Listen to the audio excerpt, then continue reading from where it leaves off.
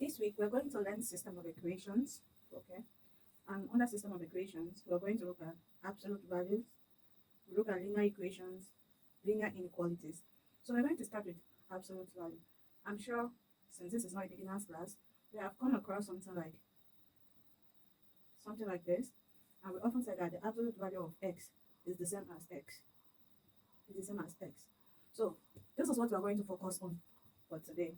I plead with you, pay attention, follow the class step by step.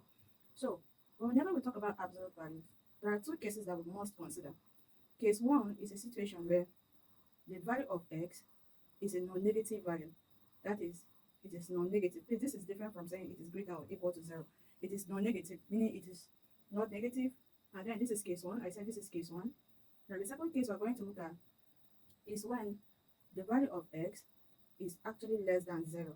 So for case 2, x will be less than 0. So I want you to understand these two cases. So consider the example. If I give you the value of x to be equal to, let's say 6, clearly you can see that 6 is a non-negative value.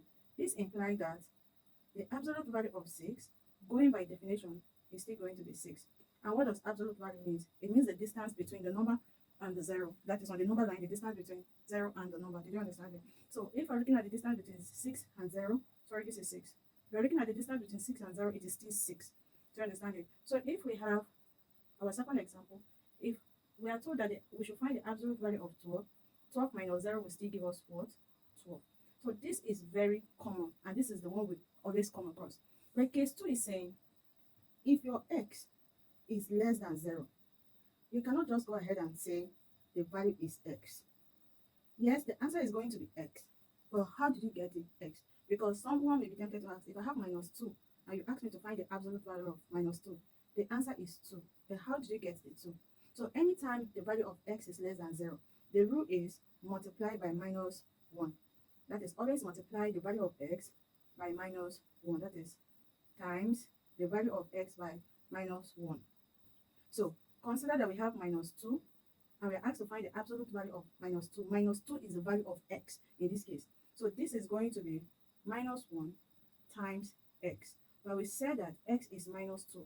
Therefore, we're going to say minus 1 times minus 2.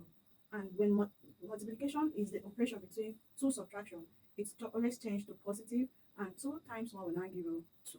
So having this at the back of our mind, we are going to see how we can solve some problems involving absolute value. Remember, if the value of x is not clearly stated, you have to assume the two cases. So let's solve this example and see.